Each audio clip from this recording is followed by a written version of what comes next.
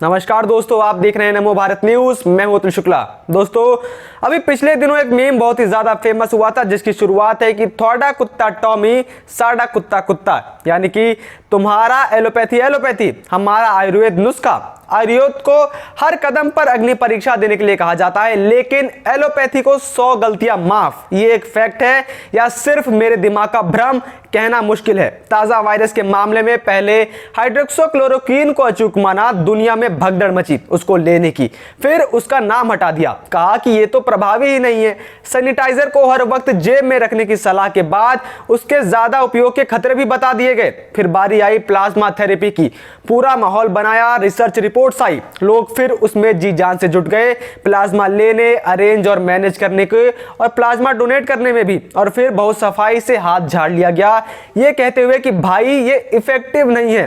Steroid therapy तो क्या कमाल थी भाई साहब, कोई और विकल्प ही नहीं था। कई अवतार मार्केट में पैदा हुए, काला बाजारी हो गई, बेचारी जनता ने भाग दौड़ करते हुए मुंह मांगे पैसे देकर किसी तरह उनका इंतजाम किया।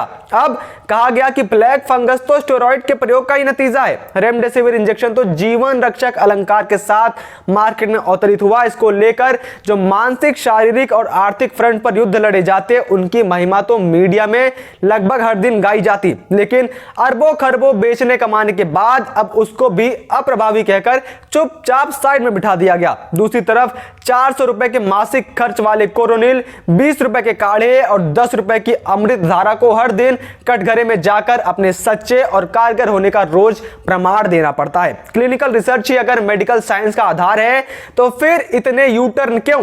टेस्ट अगर जनता पर ही करने हैं और फिर रिसर्च से पलटी मारना है तो फिर हिमालयन जड़ी बूटी वाला खानदानी शफाखाना क्या बुरा है? जनता को मूर्ख बनाने का फॉर्मूला शायद बहुत सीधा है, महंगा है, अंग्रेजी नाम है, तो असर तो जरूर करेगा। साइड इफेक्ट वो तो हर चीज में होते हैं। और आयुर्वेद आपको अभी पीआर के फ्रंट पर बहुत सीखना है, रिसर्च प्रमाण होते हुए भी माने नहीं। इसलिए अपना इकोसिस्टम तैयार करो, नहीं तो किसी दिन संजीवनी बूटी आई तो उसको भी ये लोग नकार देंगे। अब आप ये सोच रहे होंगे कि आखिर मैं आपको ये सब बता क्यों रहा हूं। तो दोस्तों, देश में कोरोना वायरस संकट के बीच आयुर्वेद और एलोपैथी के बीच विवाद लगातार बढ़ता ही जा रहा है। ऐसे में वामपंथी और खुद को माओवाद का चैंपियन बताने वाले लोगों ने तो एलोपैथी के बारे में बड़े बड़े पैराग्राफ लिखकर जनता को गुमराह करने की कोशिशें शुरू कर दी हैं। ऐसे में हमारा भी तो फर्ज बनता है कि जनता को आखिर सच क्या है उससे अवगत कराया जाए। वहीं Baba Ramdev versus Indian medical association अब इतना ज्यादा बढ़ चुका है कि आईएमए ने बाबा रामदेव को कानूनी नोटिस भेज दिया है। दरअसल ईसाई मिशनरी चंगुल में फंसा आईएमए किसी भी तरह अपने करोड़ों के व्यापार पर एक बाबा को पानी फेरता हुआ नहीं देख सकता, इसलिए वो तरह तरह के हथकंडे अपना रहा है और बाबा पर लगातार आरोप लगा रहा है। और इन आरोपों से जनता को बाबा के खिलाफ भड़काने की साजिशें रची जा रही है कि बाबा तो डॉक्टर्स के खिलाफ है। जिसके बाद बाबा रामदेव ने कहा कि आखिर आईएमए के डॉक्टरों को मेरी बात पर आपत्ति क्यों है, क्योंकि उनका बहुत बड़ा कारोबार इससे जुड़ा है, लेकिन वे ताकत के दम पर सच्चाई नहीं छुपा सकते। मैं एलोपैथी का विरोधी नहीं हूं। इमरजेंसी ट्रीटमेंट के तौर पर और गंभीर शल्य चिकित्सा के लिए आधुनिक मेडिकल साइंस ने बहुत काम किया है, लेकिन लाइफस्टाइल डिजीज का उनके पास कोई इलाज नहीं है। और कहीं ना कहीं ये बात सच भी है। और फिर भी आईएमए उनके पीछे पड़ा हुआ है, क्योंकि अगर उनके धंधे बंद हो जाएंगे तो वो लोगों को ईसाई धर्म में कैसे कन्वर्ट कर पाएंगे।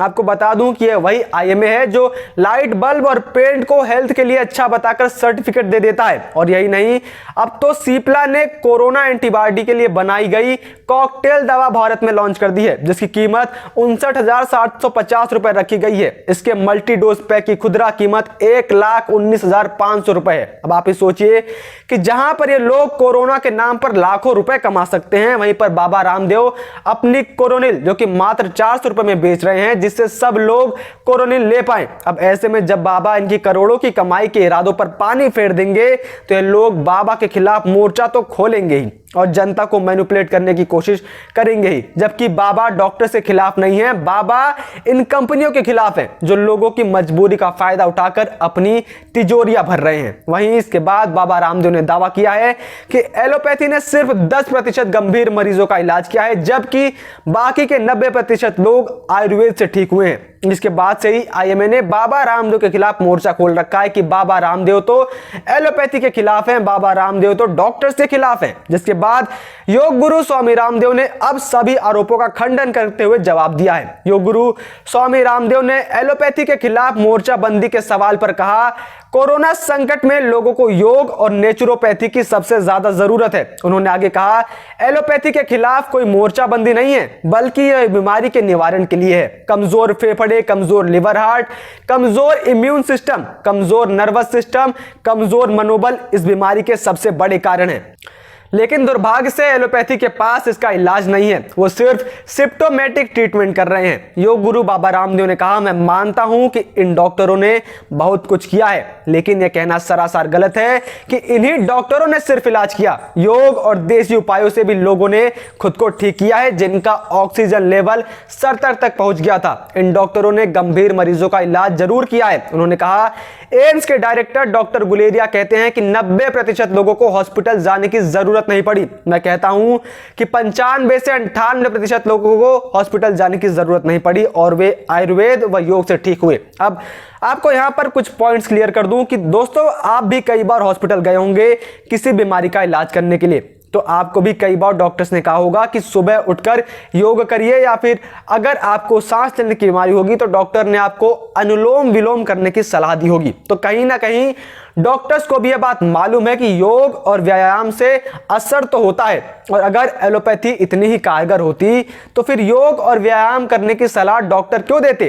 दरअसल मात्र 5 से 10 मिनट के योग से ही शरीर के अंदर ब्लड सर्कुलेशन का फ्लो ठीक हो जाता है और ऑक्सीजन शरीर के कोने कोने तक पहुंचने लग जाती है, और इतनी जल्दी तो कोई एलोपैथी की दवा काम करना भी शुरू नहीं करती। और बाबा रामदेव की लड़ाई इसी बात को लेकर है कि जो भी रोगी ठीक हो रहे हैं वो मात्र दवाई के सेवन से थोड़ी ना ठीक हो रहे हैं, उसके लिए वो लोग जो योग व्यायाम करते हैं उससे क्रेडिट कभी क्यों नहीं दिया जाता। वहीं स्वामी रामदेव की इन बातों पर योग कितना शक्तिशाली है उसके ऊपर अब केंद्रीय आयुष मंत्री ने भी मोहर लगा दी है। केंद्रीय आयुष मंत्री श्रीपद नाइक ने शुक्रवार को एक बयान दिया कि अब कई देश कोविड-19 से निपटने की दिशा में योग के महत्व को पहचान रहे हैं, क्योंकि उन्हें इसके लाभ के बारे में बताया गया है। यानी कि विदेश के लोग भी अब योग की शक्ति को मान चुके हैं, लेकिन हमारे देश के बुद्धिजीवी इसे कभी नहीं मानेंगे, चाहे कुछ भी हो जाए। सिर्फ यही नहीं, गोवा के मुख्यमंत्री प्रमोद सावंत ने कहा कि राज्य सरकार कोविड-19 प्रबंधन कार्यक्रम में आयुष